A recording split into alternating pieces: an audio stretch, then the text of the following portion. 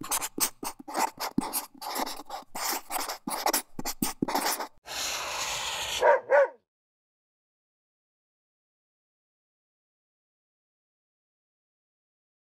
I'm Josh Kriegman. I'm Elise Steinberg.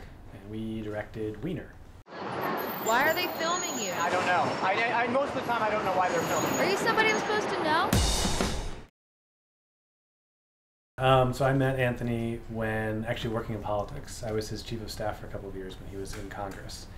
And then I left political work and started working in filmmaking with Elise. And it was after Anthony had his scandal and resigned from Congress that I started this conversation with him about the possibility of making a documentary.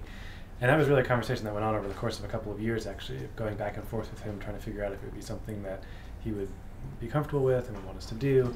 And then it was on the day that he announced he was running for mayor of New York City in this effort to get back into politics that he finally agreed to let us film him. And as you see in the film, we started filming on the day he announced he was running to the end of the campaign. It was an absolute pleasure to see a Democrat not cowering. Married to one of Hillary Clinton's closest advisors. He never backed down from anybody. Well, I think, this question about why did he allow us to film, that was a question that we at one point wondered ourselves, and we knew the audience was wondering, and that's why we posed it in our film. And Anthony at the very end answers it when he says that he wanted to be viewed as the full person that he was instead of a punchline.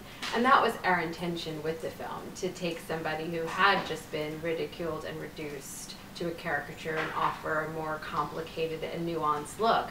And in terms of Huma, she was also judged and ridiculed, and in some ways even more, being a woman at the center of a political scandal. And I think, while I can't speak for her, I do think that she shared some of Anthony's desire of wanting a more fair and complete story told. She's obviously more quiet and reserved than him, but I think, she wanted a different version than the one that was playing out in the tabloids. The punchline is true about me. I did the dumb thing, but I did a lot of good things too. Running for mayor was the straightest line to clean up the mess that I had made. This is Anthony Weiner calling. Yes, I'm not Anthony Weiner, the one running for mayor. Why do you think you deserve the second chance? They were being just ridiculed and reduced to caricatures and punchlines and sound bites, and in our film you get 95 minutes to spend with them and see a different side that you don't usually get to see. It was a really great collaboration. I mean, I did the bulk of the shooting, so it was really 4 months all day, every day, primarily just me with a camera by myself, by Anthony's side, following him through all the ups and downs and twists and turns of this crazy election as it was unfolding. And then Elise and I were in touch throughout, so we were constantly talking throughout the day about what was happening, thinking about story, thinking about various challenges of production. And there were a couple days then also where it was clear that we might want another camera, like Election Day, for example, where Elise was on the ground with another camera person. And so that was the production process was worked like that, basically. Yeah. And it was really, actually quite wonderful to have, I'm obviously very close to the subject. I've known Anthony for a long time.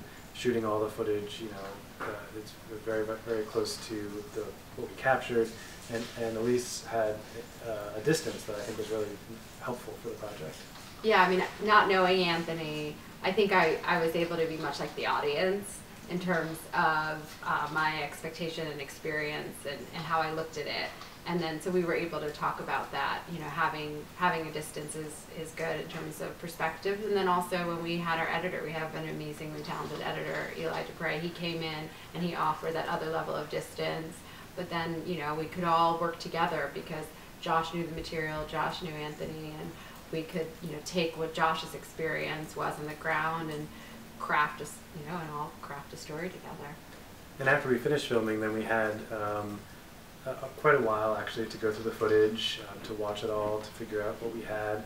We sort of expanded our team a little bit. We brought on Motto Pictures, who is an extraordinarily talented team, and they helped us think through some story challenges, and then we brought on a couple assistant editors and associate producers to help us go through the footage.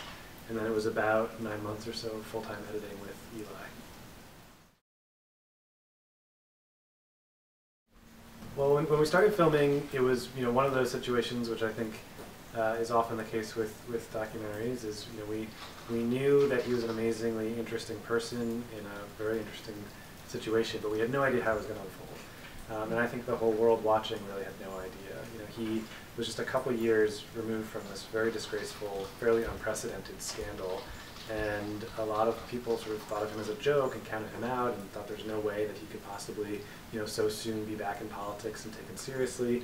But, as you see in the film, within 6 weeks or so, he very quickly rose to the top of the polls as defying expectations, and a lot of people were sort of shocked. And there we were, as filmmakers in the middle of it all, thinking at first we might be capturing one of the more remarkable comeback stories in American political history.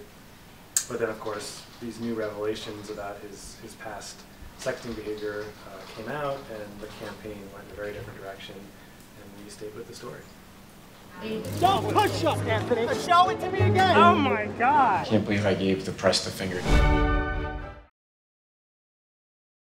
Well, Josh and I we're really excited about doing a character-driven Verite documentary. Mm-hmm. And so we wanted to have a Verite experience with the film, and because we shot 400 hours of footage, and we knew that was possible, to really just be following Anthony and the campaign as the events unfolded, and not having experts come in or doing sit-down interviews with a lot of people, just to be with the story as it's unfolding.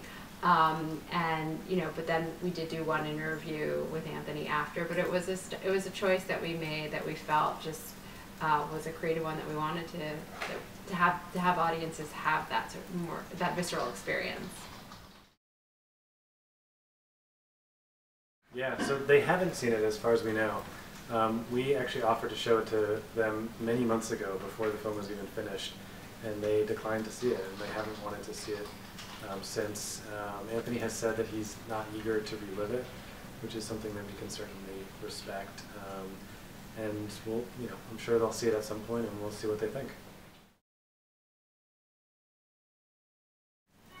Well, I think, one thing, and I know, is just sticking with things and just sticking with it despite things not necessarily going your way, even when it feels hard. I mean, we worked on this for 3 years. Getting funding was a challenge. Deciding to just, dig in for that long of a period. And I think you just have to believe in your film and believe in your work. And stick with it, and know that it's going to be a long commitment when you get into it, especially in the beginning. And choose people to work with that you like. So. Yeah, I mean, I think that's perseverance, I think, is kind of the key to a lot of these projects. Just having a willingness to stay with it, even through there's always these sort of hard points in the course of filmmaking that are challenging.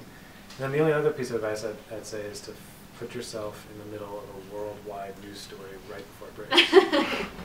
I think that's be brutally honest. There's no chance to win anymore. Thought it was going pretty well. It's really apocalyptic right now.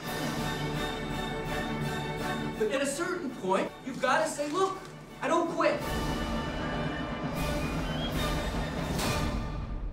This is the worst. Doing a documentary on my scandal. Hi.